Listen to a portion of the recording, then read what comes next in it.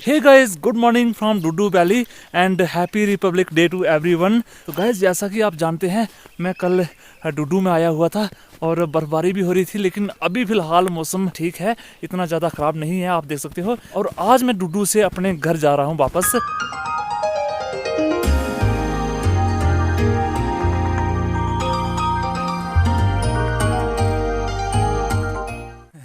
तो गाइस, फ़िलहाल बर्फ़ फिर से शुरू है और हम भी आस्ता आस्ता अपना सफ़र जो है वो कंटिन्यू कर रहे हैं।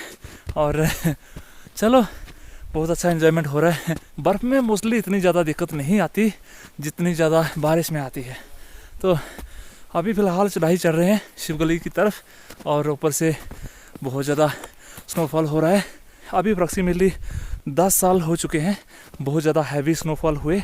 अभी इतनी ज़्यादा नहीं हो रही है, पहले ज़माने में हुआ करती थी। जब मैं छोटा था 2005 में हुई थी बहुत ज़्यादा बर्फबारी, हैवी स्नोफॉल हुई थी, लेकिन बहुत ही अप्रॉक्सीमेटली 5 से 6 फीट हुई थी हमारे भी उधर गांव में भी। और यहाँ पे तो उस वक्त 10 फीट तक हो सकती थी। और हुआ ये कि उसके बाद जो है वो हल्की हल्की पड़ती है, इतनी ज़्यादा नहीं पड़ती। कुछ ज़माने के हिसाब से रब भी वैसा सोच रहा है, क्योंकि यंग जनरेशन आप समझ सकते हो कि बहुत ज़्यादा वीक है, इसीलिए थोड़ा सा स्नोफॉल का लेवल भी डिक्रीज़ हो चुका है।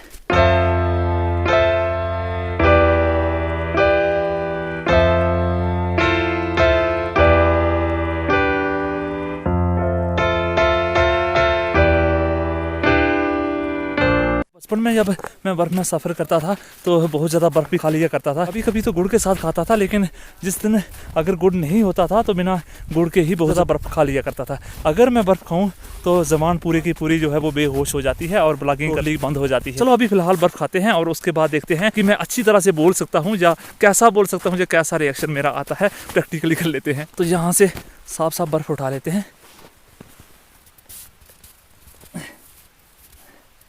आई थिंक इतनी सी काफ़ी है मेरे लिए, क्योंकि इससे भी ज़बान पूरी की पूरी बेहोश हो जाएगी। और अभी खाते हैं, खाना स्टार्ट करते हैं और चलते चलते, क्योंकि लेट हो जाएंगे नहीं तो।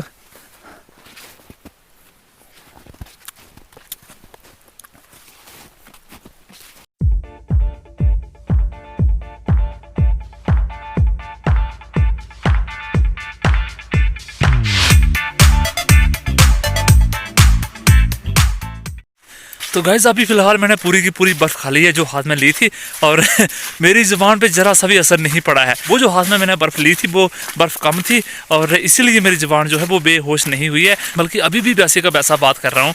फाइनली मेरा जो एक्सपेरिमेंट था वो अभी पूरे का पूरा फेल हो चुका है। अपनी समझदारी से तो मैंने ये प्रैक्टिकल सक्सेसफुल करना चाहा था, लेकिन हो नहीं पाया। और अभी तो फ़िलहाल मैं दूसरी बार ट्राई नहीं करूँगा, इसलिए क्योंकि आप हालत देख रहे हो कि बहुत ज़्यादा बर्फबारी हो रही है। ऐसी सिचुएशन में बर्फ़ खाना जो है वो सेहत के लिए अच्छी नहीं रहती है और उससे बीमार वगैरह भी हो सकता हूँ। तो बीमार हो जाऊँगा तो ब्लॉग भी शूट नहीं कर पाऊँगा, इसलिए मैं ये प्रैक्टिकल जो है वो इसको फेल ही रहने देता हूँ।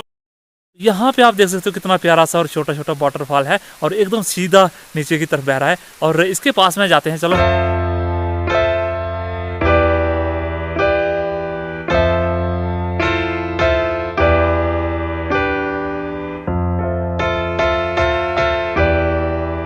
गाड़ी के टायरों के निशान यहाँ पे लगे हुए हैं, तो इससे ये अंदाजा किया जा सकता है कि बसंतगढ़ को गाड़ी गई है। रोड से अच्छा मैं बर्फ में था, इसलिए क्योंकि रोड पे बहुत ज़्यादा कीचड़ है और पानी वगैरह बहुत ज़्यादा है, इसलिए थोड़े से टर्न लेने पड़ते हैं। तो गाइस, असल में बात बता दूँ तो इन वादियों में ब्लॉगिंग करने का मज़ा भी कुछ अलग ही होता है। एक तो आसपास में बर्फ़ ही बर्फ होती है इस टाइम, और ऊपर से बर्फ़ के खतरे भी मुँह पे पड़ते रहते हैं और बहुत ही ज़्यादा आनंद आता है, इसलिए क्योंकि ये नेचुरल चीज़ होती है और आई लव नेचर। मैं अपनी रियलिटी बताऊँ तो मैं नेचर से बहुत ज़्यादा प्यार करता हूँ।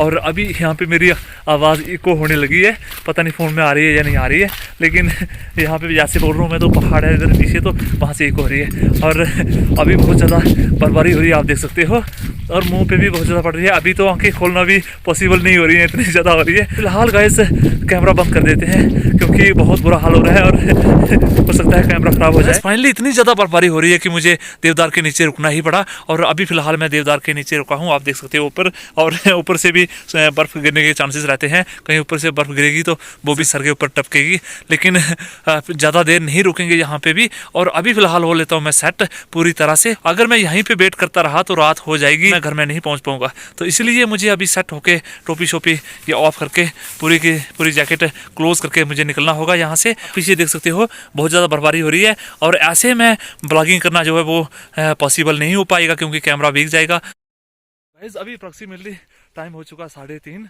और हुआ ये कि ब्लॉगिंग करते करते जब ज़्यादा बर्फ़ पड़ रही थी मेरे मुंह पे पीछे था उस वक्त दूर था और हुआ ये कि बैटरी बिल्कुल डेड हो गई थी और मुझे देवदार के नीचे रुकना पड़ा था थोड़ी देर के लिए।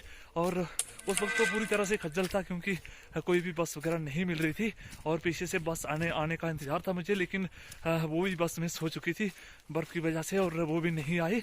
और उसके बाद थोड़ा सा आगे सफ़र करने के बाद पीछे से एक इको आ रही थी, मुझे इको मिल गई और इको में आ गया मैं। अभी फाइनली मैं घर में पहुंचने वाला हूं, अभी तो कोई प्रॉब्लम नहीं है ज़्यादा। फाइनली गाइस मैं पहुंच चुका हूं अपने चूल्हे पे, आप देख सकते हो यहाँ पे पहुंच गया हूँ और निशु भी यहाँ पे प्रेजेंट है और निशु बना रही है सब्जी। निशु क्या बनाया आज? सरसों का साग यार बहुत फेवरेट डिश है मेरी और ये बन चुकी है। अभी फिलहाल थोड़ा सा फर्क है, 5 मिनट वेट कर लेता हूँ और उसके बाद तो सरसों के साग सरसों के साग के साथ खाता हूँ। ये उच्चा होता है, उच्चा क्या मांगे तो उसके बाद रोटी खाते हैं फिलहाल।